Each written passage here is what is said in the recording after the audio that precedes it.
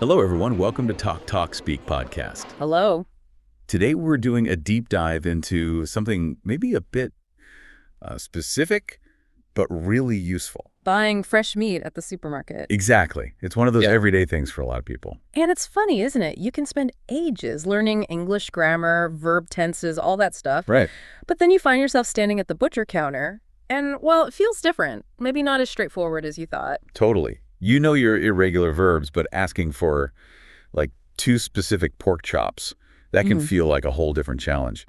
So our mission today is really practical. We want to equip you with the key English words, the essential phrases you actually need in that situation. Yeah, we're going beyond just, memorizing a list.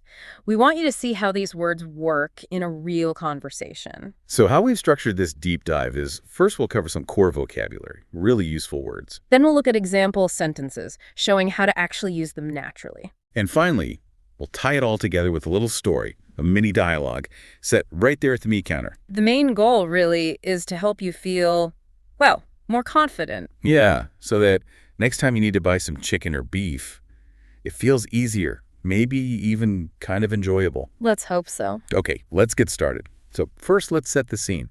Just imagine you're walking into a busy supermarket. You can almost hear it, can't you? The rattle of the shopping carts, maybe some background music, those beeps at the checkout. The smells, too, maybe fresh bread from the bakery section or the produce aisle. And then you make your way over to the meat counter. It's usually brightly lit, lots of choices behind the glass. Gleaming steel, maybe the butcher's chatting with someone. Right, and that's the moment. You need to step up and explain what you want in English. And yeah, for language learners, that specific interaction can sometimes feel a bit intimidating. It definitely can. I mean, you want to get the right thing, the right amount. You don't want to misunderstand or feel like you're holding up the line, maybe? Exactly. But honestly, just knowing a few key words and phrases can completely change that feeling. It really transforms it from something daunting to just another part of shopping. And being able to clearly say, I need this cut, or how much is that, or even, what do you recommend for grilling?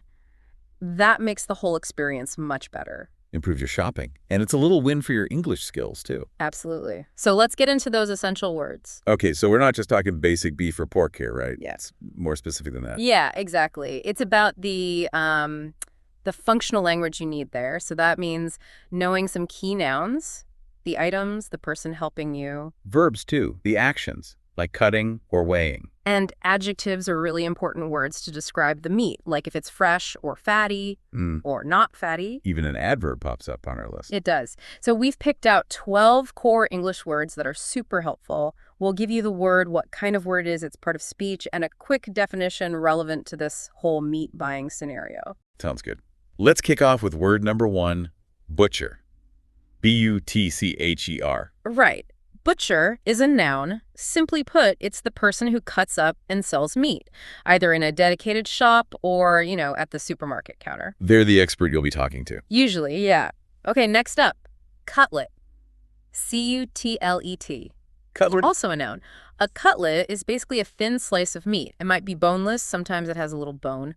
Think chicken cutlets, veal cutlets. Good for quick cooking, usually. Thanks, right. Okay, word 3 is a verb, weigh. W-E-I-G-H. Weigh, like on a scale. Exactly. To weigh something is to measure how heavy it is. You'll need this if you want a specific quantity, like, could you weigh me 500 grams of ground beef? Makes sense. Number 4 works as both a verb and a noun. Slice. S-L-I-C-E. Yeah, so as a verb, to slice means to cut something, usually into thin pieces. Like slicing deli meat.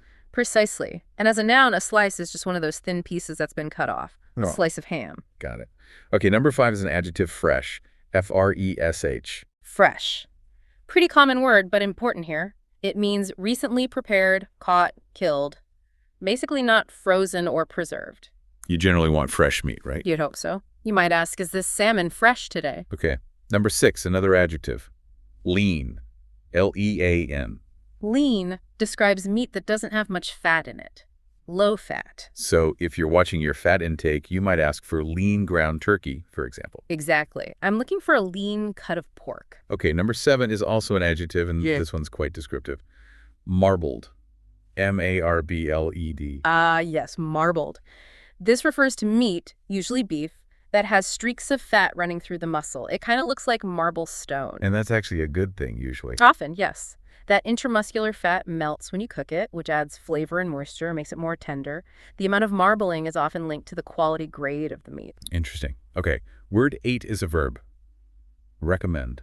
RECOMMEND. To recommend something is just to suggest it, to say it's good or suitable for what you need. So you might ask the butcher. Yeah, what cut would you recommend for making a stew? Perfect.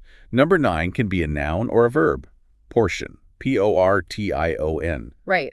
As a noun, a portion is basically a serving size, an amount of food meant for one person. Like a single portion of fish. Exactly. And as a verb, to portion something means to divide it up into those servings. You might portion out chicken breasts for meal prep. Okay. Number 10, an adjective. Tender. TENDER. Tender. This describes food that's easy to cut and chew, the opposite of tough. Definitely something you want in a good steak. Absolutely. You might ask, which of these roasts cooks up the most tender? Good question. Number 11 is a verb. Inquire. INQUIRE. Inquire.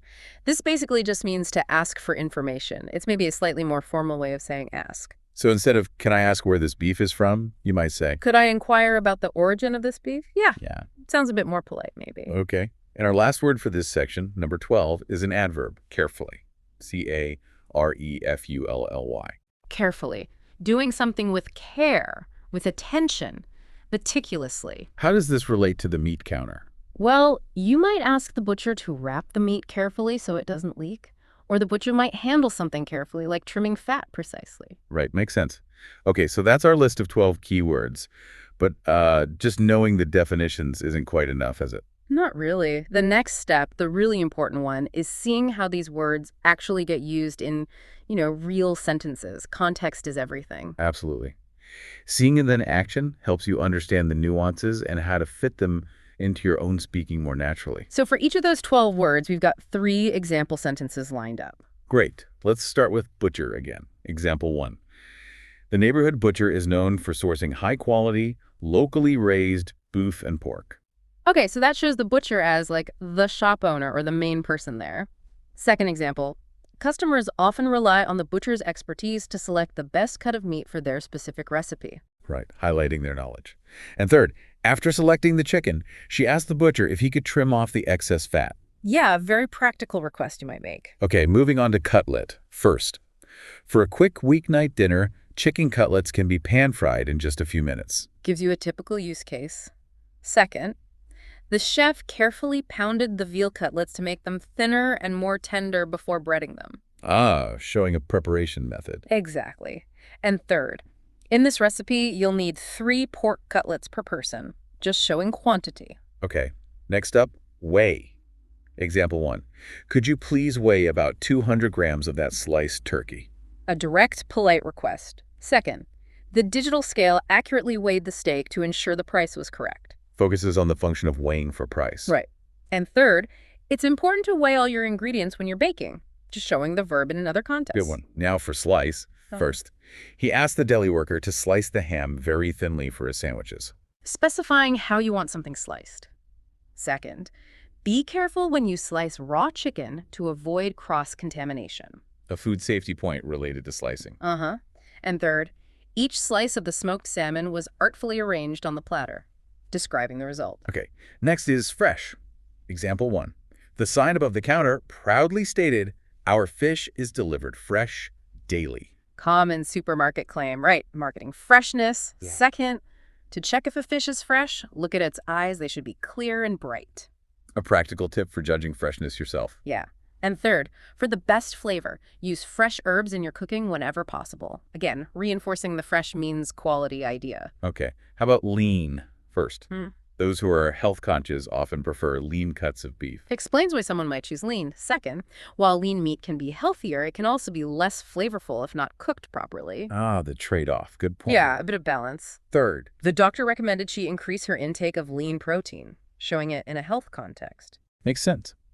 Moving to marbled. Example 1. The high price of Wagyu beef is largely due to its exceptional marbling.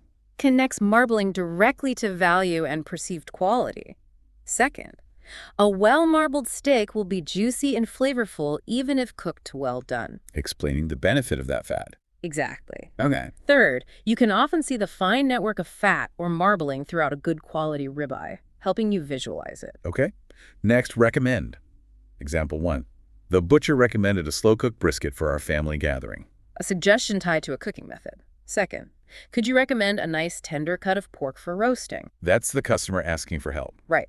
And third, I highly recommend trying their homemade sausages. They're delicious. Just an enthusiastic suggestion. Okay, portion. Example 1. He carefully divided the stew into 6 equal portions. There it is, as a verb, portioning out food. Second, a typical serving size or portion of chicken is about 100 grams. That's the noun form, meaning a serving. Correct. And third, she decided to portion out her snacks for the week to help with healthy eating. Another verb example. Got it. Next, tender. Example 1. Marinating the chicken helps to make it more tender. Explains one way to get tender results. Yeah. Second, slow cooking is a great way to make even tough cuts of meat incredibly tender. Another technique for tenderness. Yep. And third, the lamb was so tender it practically melted in our mouths, describing that perfect texture. The dream. Okay, inquire. Example 1. Feel free to inquire about the different cuts of pork we have available. That's like the butcher inviting questions. Second, she went to the counter to inquire if they had any organic chicken in stock. A specific customer question using inquire. Right. And third, before buying, he wanted to inquire about the farm where the beef was raised, asking for more detail, origin information. Okay. And finally, carefully. Example 1. The butcher carefully wrapped the steak in butcher paper. Shows attention to detail in the action. Second, please handle raw poultry carefully to prevent the spread of bacteria. A safety instruction. Crucial one. Very. And third, she carefully examined the marbling of each steak before making her selection, showing the customer being meticulous. Great examples. So we've seen the words, seen them in sentences. Yeah. But putting it all together in a conversation is really where it clicks, I think. Absolutely. Seeing how these words flow naturally between people, like in a real service interaction, that really helps cement the understanding. So we get a short dialogue. Let's imagine the scene. It's Friday afternoon, busy supermarket. We have Ms. Chen, who's a customer, and Mark, the friendly butcher. Okay, so Ms. Chen walks up to the counter. She says, "Excuse me, I'd like to inquire about some beef." Nice, polite start using inquire. Yep. Mark smiles and says, "Certainly. What were you thinking of making tonight? We have some beautiful fresh ribeye, wonderfully marbled." Okay, so he's using fresh and marbled right away to describe his product. Exactly, trying to sell it a bit. Ms. Chen looks it over and says, "That looks lovely, but I was planning on making a stew. What cut of beef would you recommend for a really tender stew after slow cooking?" So she uses recommend to ask for advice and specifies she wants it tender. Precisely. Mark pauses, thinks for a second. "For a really tender stew, I'd suggest chuck roast. It becomes incredibly tender when slow cooked. We also have some lean stewing beef already cut into cubes if you prefer something with less fat." Okay, so he repeats tender, suggests chuck, and offers an alternative using lean. Good options. Ms. Chen says, "The chuck roast sounds perfect. Could I get a portion of about 1 kilogram, please? Would you be able to weigh that for me?" So she uses portion for the amount and asks him to weigh it. Mark gets a piece, puts it on the scale. "This piece is just a little over about 1.1 kilograms. Is that all right?" Standard procedure, confirming the weight. Yep. Mr. Chen nods. "Yes, that's fine, thank you. And could you perhaps slice off that larger piece of fat on the side there? Just trim it down a bit for me, if you don't mind." Asking him to slice off some fat. Common request. Very common. Mark replies, "No problem at all. I'll do that carefully for you." He trims it nicely. "Anything else for you today? We also have some very nice lamb cutlets that just came in." Okay, so he uses carefully to describe how he'll trim it, and then tries one last suggestion using cutlets. Always upselling. But Ms. Chen says, "No, thank you very much. That's all for today. Thank you for your help, Mark." And Mark finishes with, "My pleasure. Enjoy your stew." And there you have it, a pretty simple everyday interaction. But look how many of those key words popped up naturally. Inquire, fresh, marbled, recommend, tender, lean, portion, weigh, slice, carefully, cutlets. Nearly all of them. It really shows how practical this vocabulary is. It's not obscure stuff. It's language you can genuinely use. Exactly. So that really brings us towards the end of this deep dive. We've covered quite a bit. We have. We focused on mastering some practical, everyday English for a very common situation, buying fresh meat. We introduced those 12 key words, a mix of nouns like Butcher, cutlet, portion. verbs like Weigh, slice, recommend, inquire. adjectives, Fresh, lean, marbled, tender. and that useful adverb. Carefully. And we didn't just list them. We looked at definitions, lots of example sentences. And put them into that realistic dialogue to see how they actually work in conversation. So thinking about next steps for you, the listener, Mm. what's the best way to really make this stick? Well, active use is key. The next time you're actually in a supermarket, pay attention. Look at the signs at the meat counter. Listen to what people are saying, if you can. Even if you're not buying meat that day, just consciously notice if you see or hear any of these words. Exactly. And maybe try to form a sentence in your head using one of the words. Or even better, try using one. Ask the butcher a question using recommend or lean. Small steps. Yeah. You could also try writing your own little dialogues at home. Imagine you need to buy something specific and write out the conversation. That kind of practice, integrating language learning into things you actually do or might do, makes it feel much more relevant. And it really builds confidence for when you do need to speak. Definitely. It's all about turning that passive knowledge, the words you recognize, into active skills, words you can actually use yourself.